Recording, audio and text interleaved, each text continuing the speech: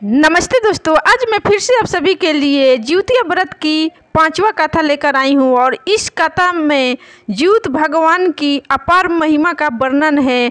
इस कथा में आपको सुनने को मिलेगा कि एक निर्दयी बांझ को उसकी गलती को माफ़ करके ज्योत भगवान ने कैसे उसकी सूनी गोद को भर दी और एक माँ के सभी बच्चों की कैसे प्राणों की रक्षा की। तो चलिए कथा स्टार्ट करते हैं दोस्तों। तो बोलिए मेरे संग ज्योत भगवान की जय। एक गांव में दो बहनें थीं जिनका नाम था चुलिया और सियरिया। चुलिया बहुत मेहनती थी और गरीब भी थी। वह मजदूरी करके अपने बच्चों को पालती थी, लेकिन सियरिया गलत आचरण वाली थी जो हमेशा मौज और ऐश करती थी और चुलिया से जलती भी थी। हर वक्त सियरिया यह सोचती थी कि चुलिया इतना खुश कैसे रहती है। चुलिया की हंसी खुशी सियरिया से सहन नहीं हो पाती थी, जिसके कारण सियरिया चुलिया के संतानों को सताने के कई प्रयास कर चुकी थी और कई बार चुलिया के बच्चों को खत्म करने की कोशिश भी कर चुकी थी। सियरिया को कोई संतान नहीं थी, किंतु चुलिया तपस्या और व्रत के कारण उसके बच्चे हमेशा सुरक्षित बच जाया करते थे। एक दिन सियरिया चुलिया के सभी बच्चे को लेकर जंगल में लकड़ी चुनने के लिए लेकर गई। वहां जंगल में लकड़ी को चुनते चुनते बच्चे थक गए और थोड़ी देर के लिए सो गए। बच्चे को सोते देख सियरिया ने सभी बच्चों का सिर काट दिया और टोकरी में रखकर वापस घर आ गई और चुलिया को वह टोकरी भेंट में दे दी और कहा, दीदी मैं जंगल से आपके लिए नारियल लाई हूँ, बच्चों को खिला देना। चुलिया ने उस टोकरी को उठाकर देखा नहीं और किनारे में रख दिया और अपने बच्चों की प्रतीक्षा करने लगी। जब शाम से रात हो गई और बच्चे वापस नहीं आए तो वह बहुत परेशान हो गई। बड़े ही करुण स्वर में जोर जोर से रोने लगी। करुणा भरी स्वर को शंकर पार्वती जी से रहा नहीं गया और उन्होंने महादेव से कहा कि हे प्रभु, कोई दुखियारी बहुत रो रही है, उसके रोने में बहुत दर्द छुपा हुआ है, मुझसे बर्दाश्त नहीं हो पा रहा है। हमें चलकर देखना चाहिए कि कौन रो रहा है और क्यों रो रहा है।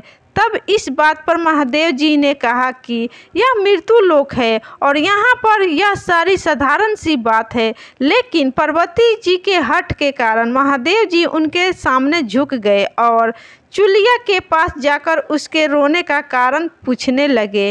महादेव जी के पूछने पर चुलिया ने अपने रोने का कारण विस्तार से बता दिया। फिर शंकर जी ने जब ध्यान लगाया तो उन्होंने चुलिया के बच्चे को जंगल में मृत पाया, जिसके बाद शंकर जी से माता पार्वती जी ने अनुरोध करके शंकर जी से पुनर्जीवित करने को कहा। बच्चे को शिव जी जीवित कर दिए। बच्चे नींद से उठकर मौसी को ढूंढ रहे थे, किंतु मौसी वहां नहीं थी। बच्चे डरकर घर आ गए और मौसी के सारे कार्य माया के सामने बता दिए। यह सब सुनकर चुलिया सियारिन के पास जाकर लड़ने लगी कि तुम मेरे बच्चे को जंगल में क्यों अकेला छोड़ आई। दोनों बहनों में लड़ाई शुरू हो गई और यह लड़ाई 7 दिन 7 रात तक चलती रही, किंतु इस लड़ाई का कोई हल नहीं निकला। जिसके बाद दोनों ने उस जंगल में एक तपस्वी को घटना सुनाई। घटना को सुनने के बाद तपस्वी ने दोनों को आदेश दिया कि तुम दोनों जाकर पास में खेल रहे बच्चे को बाल से पकड़कर घसीटते हुए मेरे पास लेकर आ जाओ, उसके बाद मैं निर्णय करूँगा। चुलिया बच्चों की माँ थी, उससे बच्चों की पीड़ा देखी ना जा सकी। उसने महात्मा के वचनों का पालन नहीं किया, लेकिन सियरिया दौड़ी हुई उस खेलते हुए बच्चे के पास जा ही रही थी। तभी तपस्वी बोले, तुम यहीं पर रुक जाओ, मैं जान गया कि तुम गलत हो और महापाप की हो। तब सियरिया ने अपनी गलती की क्षमा चुलिया और तपस्वी से मांगने लगी। फिर तपस्वी ने सियरिया से कहा, तुमने ऐसा महापाप क्यों किया। फिर सियरिया ने बोला, मुझे गांव में सभी लोग बांझ कहकर हमेशा मेरी आत्मा को रुलाते थे और वहीं मेरी बहन चुलिया और उसके बच्चे को खूब सारा प्यार और इज्जत देते थे। इसलिए मैंने ऐसा गलती कर दिया, लेकिन अब मैं ऐसा गलती कभी नहीं करूँगी और जो सज़ा आप दोगे मैं स्वीकार कर लूँगी। लेकिन आपसे एक अनुरोध करती हूँ कि कृपया मुझे कोई ऐसा व्रत बताए जिसके करने से संतान की लंबी उम्र हो और जिसके पास संतान ना हो वो स्त्री इस व्रत को करके संतान की प्राप्ति करे।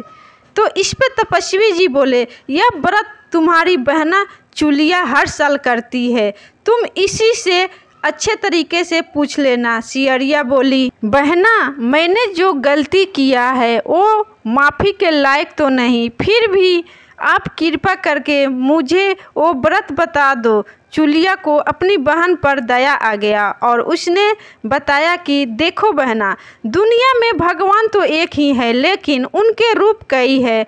भगवान हमारी संतान को किस रूप में बचाएंगे या फिर किस रूप में किसी निसंतान व्यक्ति को उसकी सुनी गोद भरेंगे कोई नहीं जानता। जैसे तुम ही देख लो, मेरे बच्चे को मारने की कितनी कोशिश की लेकिन भगवान ने किसी न किसी रूप में बचा ही लिए। सियरिया बोली, आप ठीक कह रही हो बहना, लेकिन अब आप जल्दी से मुझे वो व्रत बताओ। फिर चुलिया बोली, सुनो बहना, अश्विनी मास के कृष्ण पक्ष की अष्टमी से लेकर नवमी तिथि तक यह व्रत मनाया जाता है जिसका नाम जीवित पुत्रिका व्रत है। फिर सियरिया ने पूछा, इस व्रत को कैसे किया जाता है? फिर चुलिया ने जीवतिया व्रत करने की पूरी जानकारी अच्छे से विधि पूर्वक अपनी बहना को बता दी। फिर जब जीवतिया व्रत का दिन आया तो सियरिया ने भी सच्चे मन और दिल से इस जीवतिया व्रत को पूरा किया और 9 महीने बाद एक पुत्र को जन्म दिया। तो बोलिए मेरे संग दोस्तों, जीवित भगवान की जय।